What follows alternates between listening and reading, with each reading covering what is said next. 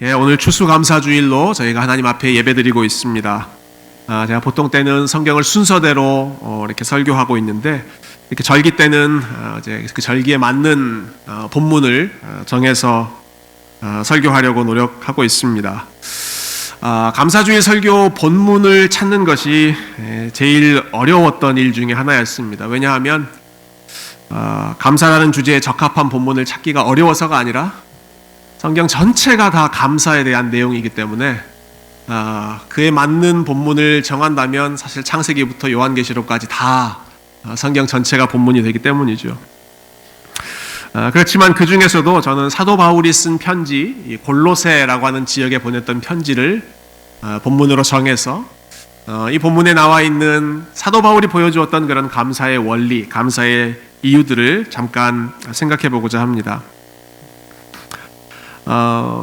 사도 바울이 신약 성경을 많이 썼습니다. 성경 13권 편지를 많이 썼는데 그 편지에 한결같이 나타나는 중요한 성도의 덕목, 가장 중요한 덕목은 언제나 감사였습니다. 그래서 편지를 쓸 때마다 사도 바울의 편지를 읽어보면 아주 구조가 단순합니다. 시작하는 부분 감사의 기도, 가운데 또 감사 찬양, 감사하는 이유, 그리고 마지막 감사 인사. 언제나 시작을 감사로 시작하고 마지막을 또 감사로 끝냈습니다. 어떤 성경학자가 조사를 해봤더니 신약 성경에 감사하다라는 표현이 총 65번 나온다고 그래요. 근데 그 중에서 70%가 10중에 7번은 다 사도 바울이 사용한 감사였다고 합니다. 그러니까 바울이 얼마나 감사의 고백을 많이 했던 사람인지 건드리기만 하면 그의 입에서 감사가 나왔던 거죠. 괜찮습니다. 울어도 괜찮아요. 걱정하지 마세요. 괜찮습니다. 네. 바울의 그 고백이 항상 처음부터 끝까지 감사였던 것도 참 놀라운 사실. 많은 이야기를 했다는 것도 놀라운 사실이지만 더 놀라운 사실은 바울이 이러한 감사의 고백을 하고 있는 상황입니다. 상황. 바울이 이 편지를 쓰고 있는 이 골로새서, 골로새라고 하는 지역의 편지를 쓸 때 바울이 처해 있던 상황이 감옥이었습니다. 우리가 옥중서신이라고 하는 4편의 편지 중에 이 골로새서가 한 편인데요. 그럼 바울이 감옥에 있으면서 도저히 감사할 수 없는 그런 어두운 현실 가운데 있으면서도 이 골로새서를 또 시작할 때 감사로 시작하고 마지막 감사로 끝나고 오늘 읽었던 본문에 보면 감사라고 하는 고백을 총 3번 짧은 본문 안에 감사 계속 이야기하고 있죠. 한번 확인해 보실까요? 15절 한번 보시죠. 15절 보시면 뒷부분에 이렇게 나와 있죠. 너희는 또한 감사하는 자가 되라. 오늘 설교의 제목입니다. 감사하는 자가 되라. 또 16절도 마지막에 보시면 감사하는 마음으로 하나님을 찬양하고, 우리 17절 마지막으로 한번 같이 읽어볼까요? 17절 시작. 또 무엇을 하든지 말에나 일에나 다 주 예수의 이름으로 하고 그를 힘입어 하나님 아버지께 감사하라. 이렇게 감사의 고백이 그냥 줄줄줄 흘러나오고 있죠. 도대체 이 사람은 어떤 사람이길래, 도대체 사도 바울의 마음에는 도대체 뭐가 있길래 감옥에 있으면서도 계속 입만 열면 감사의 찬양이 나왔을까? 오늘 본문에서 저는 2가지 정도의 이유를 핵심적인 이유로 생각해 보았습니다. 먼저는 바울은 다른 어떤 것보다도 본인이 하나님과 누리고 있던, 하나님으로부터 베풀어졌던 그 사랑, 조건 없는 사랑과 은혜를 감사하고 있었습니다. 하나님과의 관계가 바울에게는 그 어떤 것보다 중요한 감사의 제목이었던 것이죠. 12절 시작하는 말씀을 다시 한번 보시면 이렇게 되어 있습니다. 그러므로 너희는 하나님이 택하사 거룩하고 사랑받는 자처럼 긍휼과 자비와 겸손과 온유와 오래 참음을 옷 입으라. 있죠. 여기 보면 너희는 이러이러한 사람들이다. 골로새 교회의 신분을 말하는, 그리고 골로새 교회만이 아니라 이 말씀을 읽고 있는 저와 여러분 모두의 상태를 말해주는 우리의 신분이 무엇인지를 3가지 표현을 사용해서 말하고 있습니다. 그것은 너희는 하나님이 택하셨다. 너희는 하나님이 거룩하게 구별하셨다. 그리고 너희는 하나님이 사랑하시는 자다. 너희는 하나님이 택하시고 거룩한 사랑받는 자다라고 하는 말씀, 이것은 바울이 새롭게 자기 머리에서 나온 말씀이 아닙니다. 이것은 구약 성경에 줄곧 흐르는 말씀이었습니다. 하나님께서 그 백성들, 이스라엘 백성들을 향해서 말씀하실 때마다 너희는 이런 존재다, 너희는 나의 택함을 받은 자다, 너희는 나를 위해 거룩하게 구별된 자다, 너희는 내가 사랑하는 자다, 귀에 못이 박히도록 계속해서 하나님께서 말씀하셨던 것이죠. 특별히 하나님께서 이스라엘 백성들과 언약 맺으실 때 이렇게 말씀하셨습니다. 세계가 다 내 것이다, 온 세상이 다 나에게 속했지만 너희는 특별히 내가 따로 택하여서 나의 것으로, 나의 보배로운 소유로 내가 삼았다. 그것은 절대로 너희가 잘나서가 아니라 너희는 오히려 다른 주변 민족들보다 작은 민족이고 목이 고든 백성이고 하나님의 은혜를 쉬이 까먹는, 망각하는 그러한 완고한 마음을 가진 참 사랑하기 어려운 그러한 백성이지만, 그러나 내가 그냥 너희들을 사랑하기로 결심했고 나의 사랑의 결과로 너희는 나의 것, 나의 소유가 되었다. 내가 온 세상에서 너희를 구별해서 택했다 말씀하시는 것이죠. 여러분, 하나님께서 그분의 백성을 자신의 소유로 삼으셨다라고 하는 말은 그분께서 끝까지 책임지시겠다라고 하는 말도 됩니다. 하나님께서 너희는 나의 것이다 라고 선언하실 때에는 내가 끝까지 너희를 책임지겠다라고 하는 뜻도 함께 담겨져 있는 것이죠. 우리가 잘 아는 이사야 43장 말씀에 보면 하나님께서 그 백성들을 향한 마음이 절절 흐르고 있는 것을 볼 수 있습니다. 43장 1절부터 4절까지 말씀 보시면 제가 한번 읽어보겠습니다. 야곱아, 너를 창조하신 여호와께서 지금 말씀하시느니라. 이스라엘아, 너를 지으신 이가 말씀하시느니라. 너는 두려워하지 말라. 내가 너를 구속하였고 내가 너를 지명하여 불렀나니 너는 내 것이라. 너 내 것이다 라고 말씀하시고 어떤 약속을 주십니까? 네가 물 가운데로 지날 때에 내가 너와 함께 할 것이라. 강을 건널 때에 물이 너를 침몰하지 못할 것이며 네가 불 가운데로 지날 때에 타지도 아니할 것이요 불꽃이 너를 사르지도 못하리니. 물 가운데로 지날 때 이스라엘 백성들이 홍해 가운데 지날 때 하나님이 함께 하셨죠. 불 가운데 지날 때 다니엘의 세 친구들이 풀무불 가운데 있을 때 하나님이 또 함께 하시죠. 너희들은 내 것이기 때문에 내가 너희와 함께 하겠다라는 약속입니다. 그 다음 3절 말씀도 보시면 대전하는 여호와 내 하나님이요 이스라엘의 거룩한 이요 내 구원자임이라. 내가 애굽을 너의 속량물로 구스와 스바를 너를 대신하여 주었노라. 우리 4절은 같이 한번 읽어볼까요? 시작. 네가 내 눈에 보배롭고 존귀하며 내가 너를 사랑하였은즉 내가 내 대신 사람들을 내어주며 백성들이 내 생명을 대신하리니. 이스라엘 백성들아, 내가 너희를 사랑하는데 얼마나 크게 사랑하는 줄 아느냐? 나는 너희들을 얻기 위해서 애굽, 구스, 스바, 여기 나오는 이러한 이름들은 당시에 가장 잘 나갔던 나라들입니다. 내가 이런 것들을 다 포기하고 다 내어주고 나는 너희를 내 것으로 샀다. 그만큼 내가 너희들을 보배롭고 존귀하게 여긴다라는 말씀이시죠. 그렇게 사랑하셔서 보배롭고 존귀하게 보시기 때문에 내가 항상 너와 함께 있겠다 자신 있게 약속하시는 것이고, 바울은 지금 감옥 속에서 이 편지를 쓰고 있지만 본인이 어떠한 신분인지, 그리고 이 편지를 받고 있는 골로새 교회, 예수 안에 있는 성도들이 어떠한 상태에 있는지를 믿음으로 고백하고 있는 것입니다. 여러분, 우리는 하나님 품 안에 있는 사람들입니다. 하나님의 택함 가운데 있는 사람들입니다. 여러분 믿으십니까? 예, 하나님의 품 안에, 하나님의 택함 가운데, 하나님이 어떠한 상황 가운데도 함께 하시는 백성이기 때문에 감옥 속에서도 감사의 고백을 할 수 있었던 것이죠. 심지어 골로새서와 같은 시기에 아마 썼던 것으로 보여지는 에베소서의 말씀 보면 바울이 역시 동일한 말씀을 또 이렇게 고백합니다. 하나님이 우리를 택하셨는데 심지어는 창세전에 우리를 택하셨다. 창세전에 그리스도 안에서 우리를 택하셨다라는 것이죠. 우리가 태어나기도 전에 정도가 아니라 온 세상이 존재하기도 전에 그때부터 하나님의 마음과 생각은 그의 백성, 저와 여러분을 향하고 있었다라는 말씀입니다.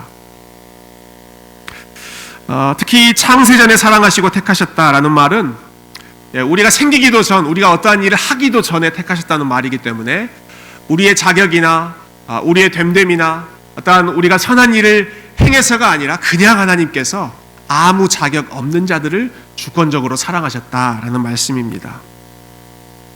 이것은 우리가 어떠한 것을 택할 때의 모습하고는 다르죠. 우리는 무언가 택할 때 아주 신중하게 고민합니다.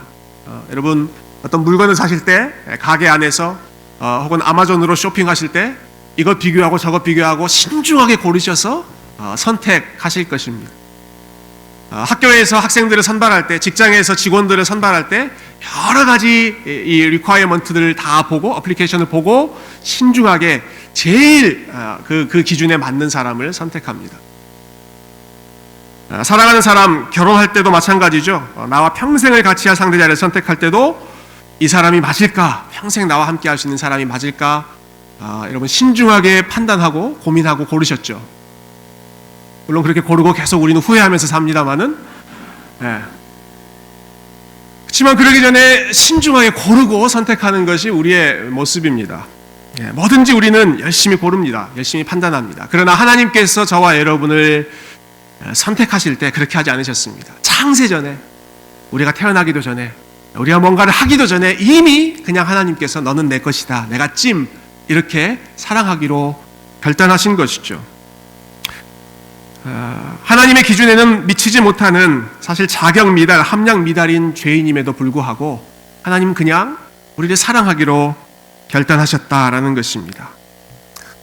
그렇기 때문에 우리의 모습을 고려하지 않고 우리의 상황을 보시지 않고 주권적으로 사랑하셨기 때문에 그 말은 우리를 절대로 선택했다가 포기하시는 것이 아니라 한 번 선택한 자를 끝까지 책임지신다라고 하는 말씀으로 우리가 적용할 수 있을 것입니다. 마음에 안 드는 물건은 여러분 리턴하실 수도 있습니다.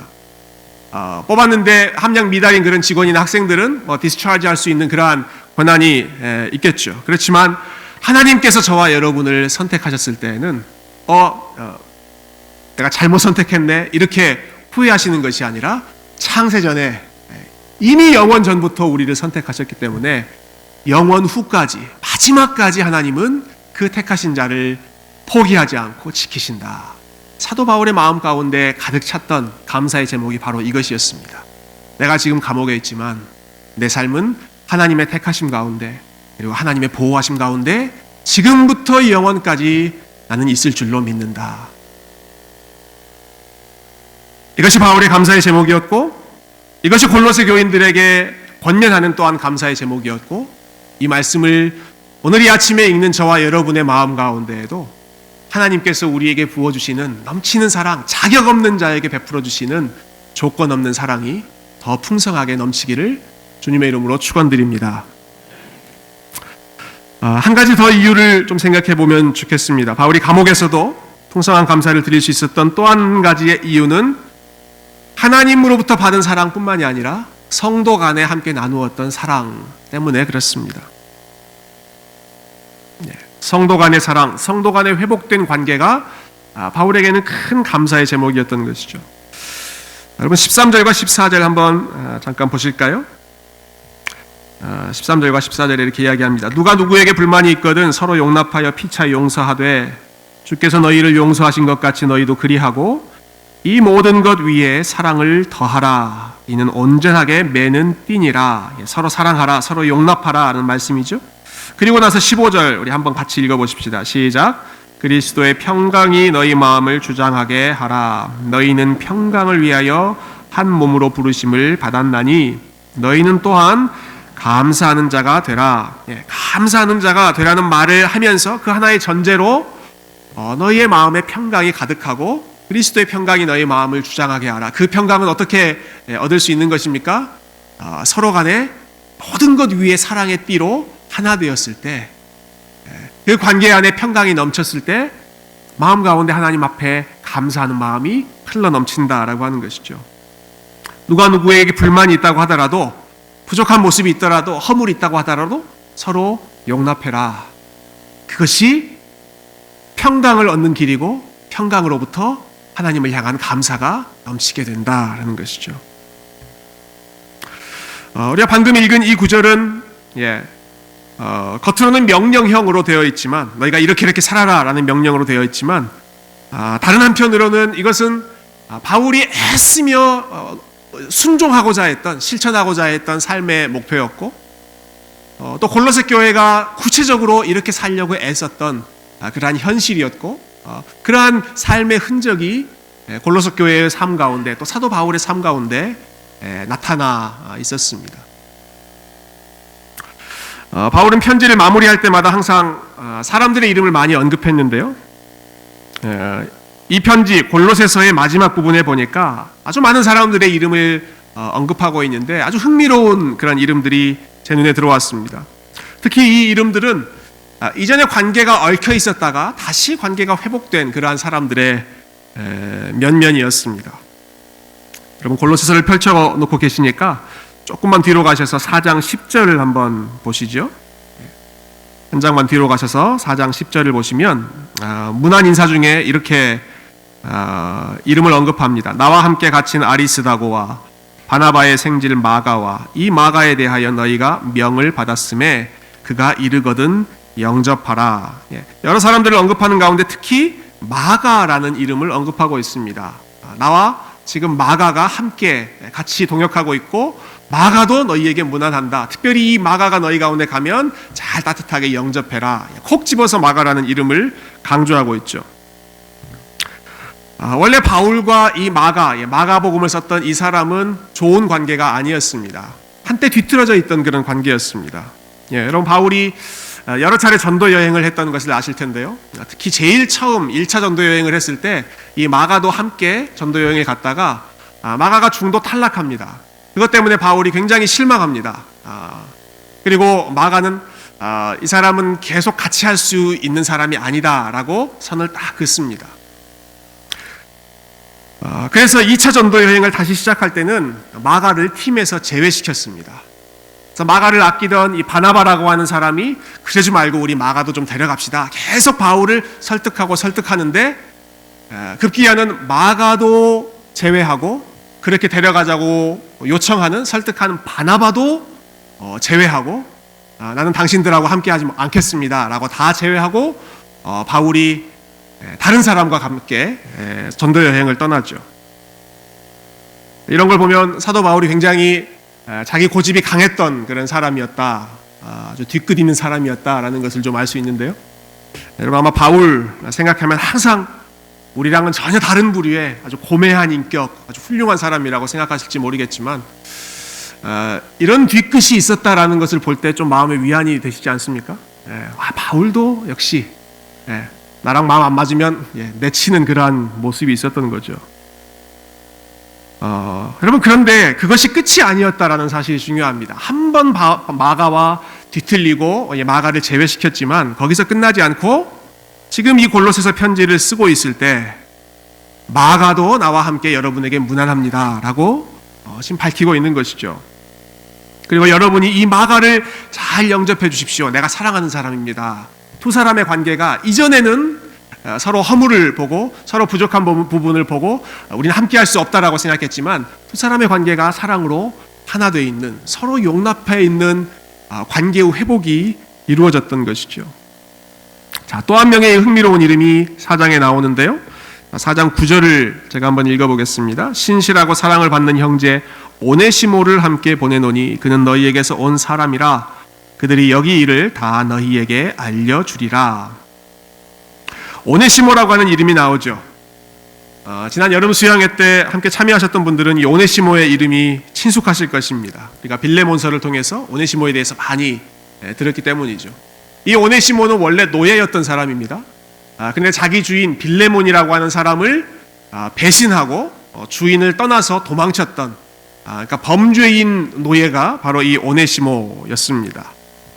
그런데 이 사람이 도망쳤다가 하나님의 섭리 가운데 바울을 만나게 되고 예수 그리스도를 믿게 되고 그리고 바울의 사역을 도와주는 사람이 되고 지금 이 골로새서를 편지를 쓰고 있을 때 바울이 이 편지를 오네시모의 손을 통해서 들려보내면서 이 오네시모를 너희가 함께 웰컴해라 라고 말하고 있는 것이죠.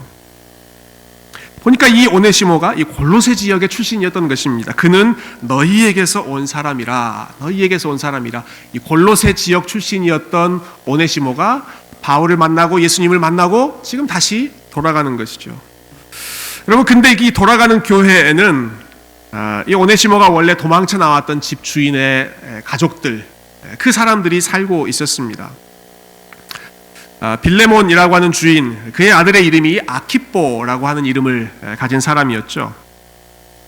그런데 4장 17절을 한번 보시면 참 놀라운 이름이 나옵니다. 4장 17절, 아키뽀에게 이르기를 주 안에서 받은 직분을 삼가 이루라고 하라. 이 골로새 교회에 아키뽀라고 하는 사람이 있었던 거죠. 그 사람이 근데 이 교회에서 중요한 직분을 가지고 있었던 사람이었던 것입니다.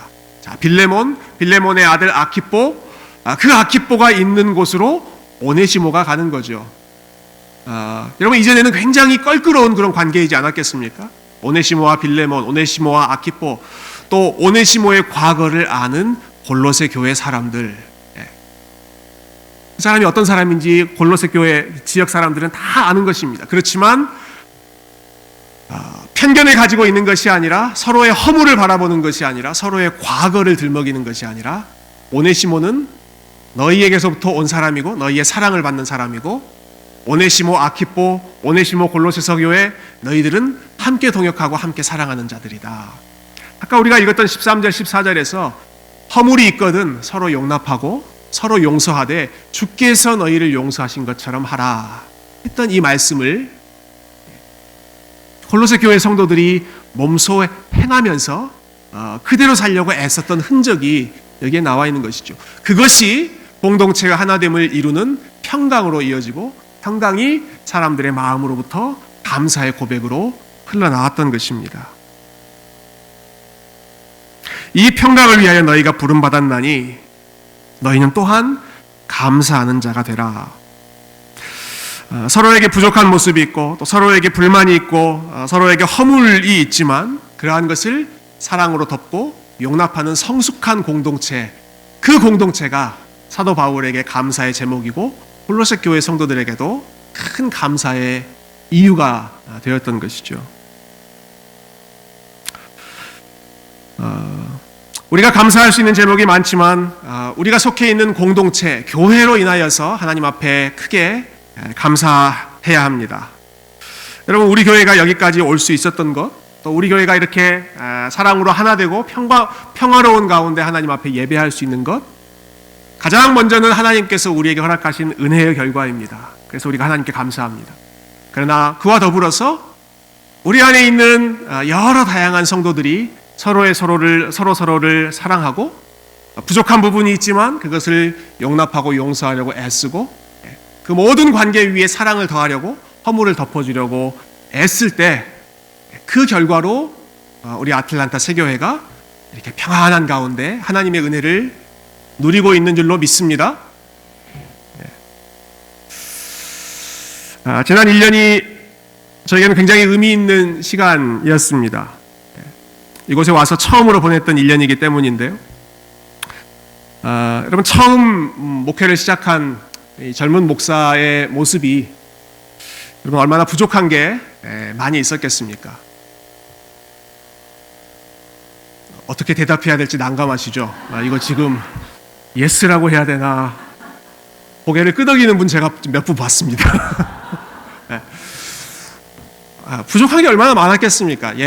젊고 연약한 것이 많이 있었겠죠. 그러나 그것을 여러분들께서 허물로 생각하지 않고 부족함으로 생각하지 않고 오히려 사랑으로 덮어주시고 격려해 주시고 믿어주시고 기도해 주셨기 때문에 지난 1년 동안 우리 교회가 큰 어려움 없이 제가 첫 번째 해의 사역을 잘 감당할 수 있어서 참 하나님 앞에 감사한데요. 여러분이 믿음으로 또 사랑으로 격려해 주시고 품어주신 그러한 은혜이죠. 이것은 저의 경우만이 아닙니다. 이것은 저의 경우만이 아닙니다. 우리 모든 사람이, 각 사람이 지금 이 순간, 지금 이 자리, 혹은 여러분이 처해 있는 어떠한 상황, 그 현장에 있을 수 있는 이유는 여러분의 연약한 모습을 참아주고 이해해주고 덮어주고 용납해주고 지지해 주었던 많은 사람들이 있었기 때문에 그렇습니다. 내가 잘나서 있었던 것이 아니라 내 주변에 하나님께서 많은 사람들을 붙여주셔서 때로는 연단도 시켜주시고 때로는 사랑도 받게 하시고 그 가운데서 성장하게 하시기 때문에 부모의 희생이 없이 어떻게 자녀가 있을 수 있고 자녀의 격려와 사랑 없이 어떻게 부모가 있을 수 있고 남편과 아내 서로 부족한 부분을 덮어주고 사랑해주는 그러한 신뢰의 관계, 언약의 관계가 없이 어떻게 우리가 이 험한 세상을 살아갈 수가 있겠습니까? 하나님께서 그러한 사람들을 붙여주셨기 때문에 저와 여러분이 이렇게 매일매일 감사하게 살 수 있는 것이죠. 하나님과의 관계도 마찬가지고 하나님께서 우리에게 허락하신 여러 사람들 간의 관계도 마찬가지입니다. 우리가 잘해서 얻은 것이 아니라 모든 것이 다 하나님이 주신 선물이고 그 모든 것이 우리가 하나님 앞에 감사하고 영광 돌려야 할 감사의 제목인 줄로 믿습니다.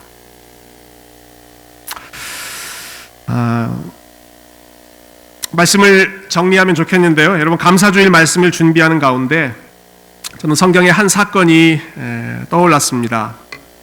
구약 성경에 나오는 한 장면인데요. 여러분 이스라엘의 역사 가운데 참 전쟁이 많이 있었죠. 이스라엘 백성들은 주변 여러 나라에 끼어 있는 지정학적인 위치 때문에 참 많은 어려움을 겪고 침공을 많이 받았습니다. 근데 그 전쟁 가운데 하나님께서 승리하게 하신 참 멋있는 전쟁 이야기들이 많이 있는데 그 중에 가장 근사한 장면이 저는 역대하 20장에 나오는 전쟁이라고 생각합니다. 이 역대하 20장이 기록된 당시에 왕의 이름은 여호사밧이라고 하는 왕이었습니다. 여호사밧 왕이 주변의 세 나라로부터 침공을 받습니다. 한 나라도 아니고 세 나라가 연합해서 이스라엘 백성들을 공격하는 것이죠. 그때 위태로운 상황 가운데 그가 하나님 앞에 기도합니다. 하나님, 지금 이 상황에서는 내가 할 수 있는 것이 아무것도 없습니다. 하나님, 우리를 치러 오는 저 적들을 어떻게 할 수가 없습니다. 내 능력으로 도저히 감당할 수가 없습니다. 라고 기도하고 그리고 하나님으로부터 지혜를 구하고 하나님이 함께 하신다는 확신을 마음에 품고 그리고 나서 여호사밧 왕이 펼쳤던 작전이 참 기상천외한 그런 작전이었습니다.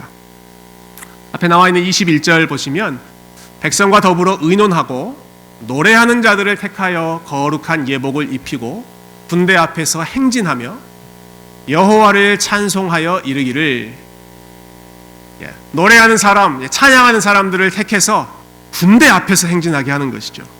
싸우러 나가는 칼 들고 창 든 그 군대 앞에서 성가대를 배치해 놓고 그들로 하여금 하나님을 찬송하게 하는 것입니다. 그 찬양의 고백이 무엇이었습니까?